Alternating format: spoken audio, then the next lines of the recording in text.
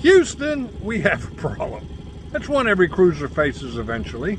So we're going to attack it and show you how we do it.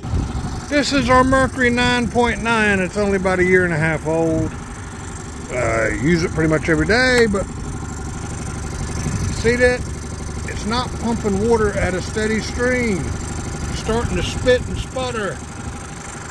So let me see if I can do this while I'm on video. I'll push this button, turn the hand. See, that's just a spit and sputter. Our impeller is going bad in the motor, or we have a restriction. So we're going to pull the lower unit and put an impeller on it. We could go to the dock, use the dock crane, lift it off, put it on a cart, take it into marina shop and do it. But we're going to be cruising all around the world, so we don't have those luxuries.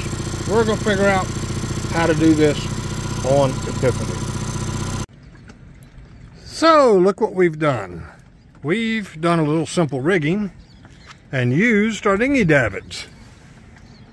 2 attached to the back of the boat on each side on our homemade lifting bridle that would normally be center, and lifted the back of the dinghy out of the water with the motor tilted back, and I can stand on the swim platform and replace this water pump impeller.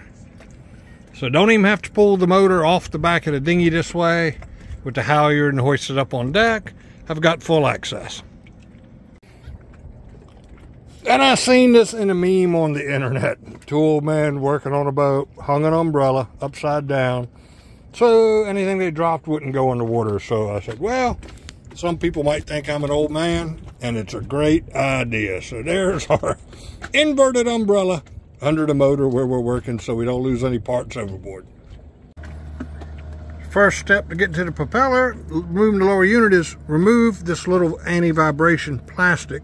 Keeps your shift rod connecting nut from vibrating loose, so I got to loosen it up and slide it down this shaft. I'm hoping I don't have to take the screw all the way out, but if I do, I do.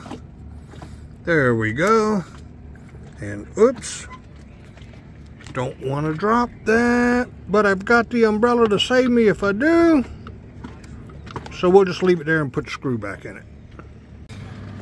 Then you loosen this connecting collar, and we've got it loose. So let's see if it's, just spin it down with our fingers. Yeah, and that'll disconnect the shift rod, and we won't turn the upper nut, and that should maintain perfect adjustment because we're not changing anything, we're just disconnecting it. There we go. Very simple to do, folks. You got a magnet? Magnet? I just dropped a wrench and guess what? It hit the swim platform instead of the ladder and went overboard. So I need the magnet fish. So we've got a magnet that we do magnet fishing with.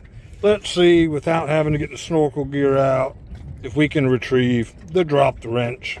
That missed the swim, well, it hit the swim platform, but missed the umbrella there. And bingo! We found the 8mm wrench. So let's get back to the project. Okay, now to remove the lower unit, you got 4 10mm bolts. I've broke them loose. And then I'll spin them out by hand. There's 2 there and 2 on this side. And hopefully not drop any in the umbrella. So I'm gonna set the camera down and get them out. Your lower unit also has a little plastic screen. I've loosened the screw because I can only got 2 hands. That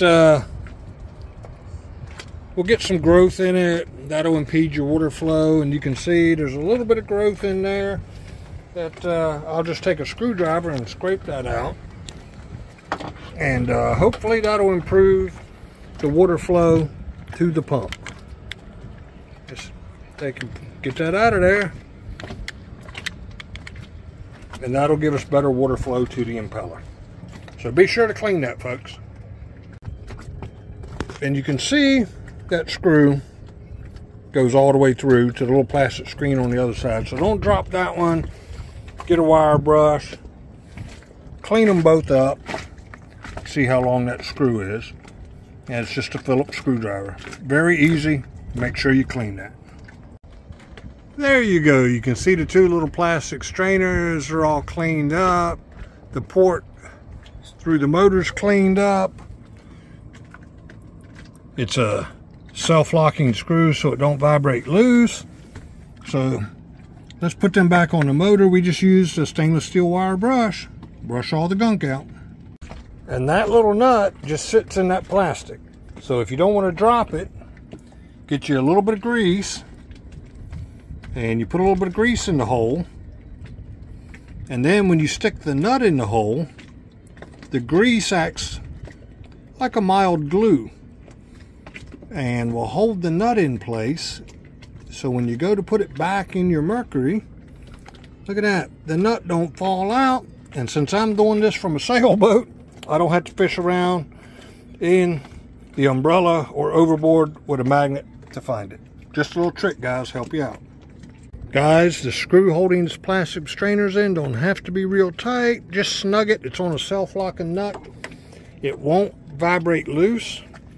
I've got the bolts out of the lower unit, and it should just slide off. You can see some accumulated salt. So just very carefully slide it out of your engine. It's hung up a little bit, so let me set the camera down and see what I can do to get it free.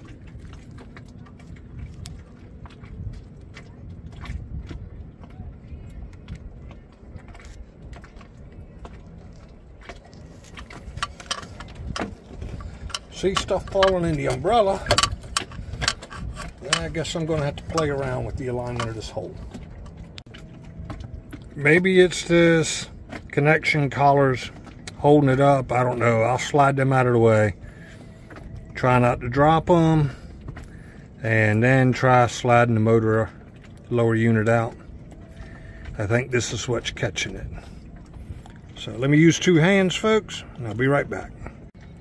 The collars are off. Didn't drop them. So now let's try and remove the lower unit. Boom. Boom, should come right off. So let's take this inside the boat to continue this project, and we don't have to worry about stuff falling overboard. Now we're going to take our wire brush and just lightly clean away this gunk.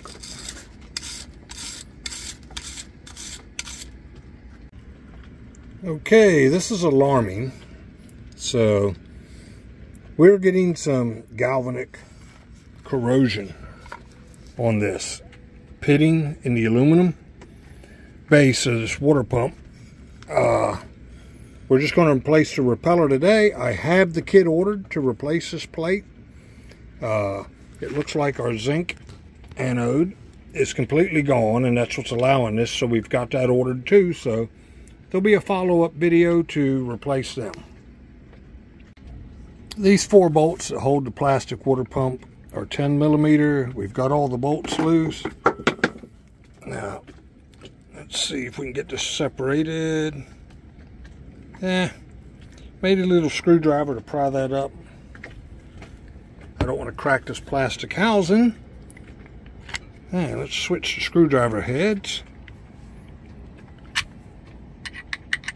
and see if we can just gently pry that loose.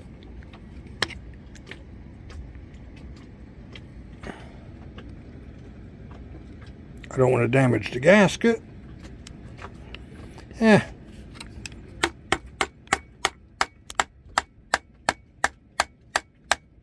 There, that seemed to help. Oh yeah. Like I said, it is plastic. Be a little gentle with it. There we go. And boom. And the impeller don't look that bad.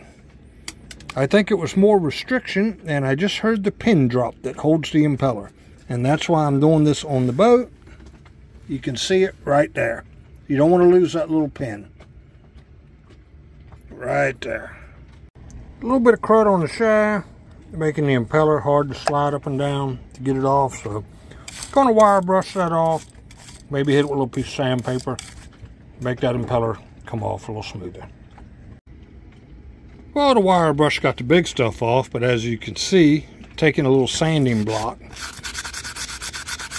to get the heavier corrosion off, to get this impeller off this shaft. Now that the corrosion sanded off, the impeller slips easily off the shaft. But since I got a new water pump kit ordered to get that base plate, this one don't look too bad. I'll reinstall it, and when I put the whole new kit on with the new base plate, I'll replace it. So let's use a little bit of grease. Oop, dropped the tube, but I got a tad here. Lube up this shaft a little bit, and it'll make putting the impeller on a little easier. The corrosion is electrolysis from the zinc going bad. We'll grease up the end of that shaft too. And let's just put this back together. Now that we've got the intake ports clean, I think that was the problem. And wait for a new pump kit so we can replace this plate with the electrolysis damage. And the new impeller, which I bought from a Mercury dealer, is the wrong size. And he looked this up by serial number and model number. And look at that. So I can't replace the impeller anyway. But I think I'm going to be okay putting it back together with the old impeller. There's still some life left to it. And call the dealer. Make sure the water pump kit that's coming is the correct one.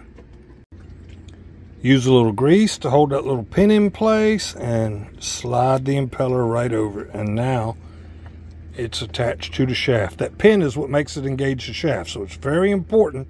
Put that pin in, and you don't want to drop it down inside your lower unit. So that's why I put a little grease to hold it there. Very important. I put a little bit of grease on the gasket for the water pump and inside the housing. Take and slide it on. Wiggle it a little bit. Boom, it goes down over the impeller. Line everything up. And then you can put your 4 bolts in. You could have put a new impeller in. That was the purpose of this video. But now I got to replace the water pump. I don't know how to write impeller, but still informational. Show you how to do it. Keep dropping these little mounting washers off the bolt. So you can see I put a little grease on them. And that way when I slide them on, up to the head, look, they don't fall off. Well, let's try it again. Boom, the grease holds the washer there. So smear it around, and you'll spend less time picking up washers. Now remember, guys and gals, when you're putting this water pump back together, you're bolting down a piece of plastic. So don't crack the plastic. Just get them good and snug. Because if you torque down on them, it'll easily split. So snug, not tight. And just because I always like to put a little grease on the splines for the drive shaft, you know, any threaded thing, I put a little grease on the bolts, smeared some around the flange, the pickup tube for the water so it seals a little better. I don't know, it ain't gonna hurt anything. And I do use the Mercury Quicksilver Extreme Pressure Grease. To reattach the lower unit, you basically get the shafts lined up in the holes and slide it back together. Now, see, we got some interference here. So we got to put that collar back on. And, oops, right there. Put that collar back on for the shift shaft before that we lose our clearance there. And probably have to play with it and shift it. Okay, we had to play with the propeller a little bit, turn the shaft to get it to line up, to get it to slip all the way on. And you can see we've got our linkage in place, ready to attach, but let's put the lower unit bolts back in first. Okay, the lower unit's bolted back on. We're reattaching the shift shaft, and look, I dropped a screw, but we've got an umbrella and And there it is, umbrella save. Okay, we're all back together. I'm going to go ahead and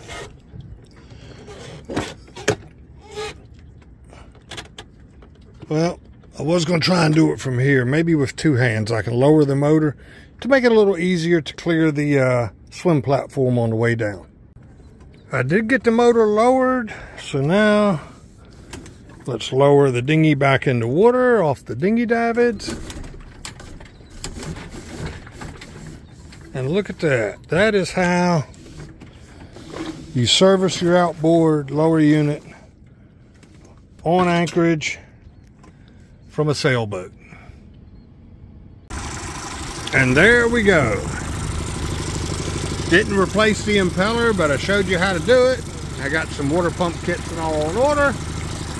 And the problem was not only a restricted strainer at the bottom, but we had a little shell or rock or something right up here, and I had to take a piece of wire and clean that out. And I've got the new water pump and impeller ordered. Plenty of cooling water now. So I'm going to flip the boat back around, and since they don't sell zincs for this boat, I bought a zinc to put on the trim tab. So we've bought this universal clamp-on zinc. Just got to drill a hole in the little tab below the propeller on the motor, and a little skeg there, and put it on, and that'll protect our lower unit from electrolysis way more than the ones up in the motor and stuff that Mercury sells. I'm surprised Mercury doesn't come equipped with one of these. So I've just drilled a hole in the skeg there, 1/4 I got a little longer bolt than what they give me, so it'll screw right into the other side. Put that on, and screws right into the other side. Tighten it up, and we're done. Zinc anode protection for the lower unit.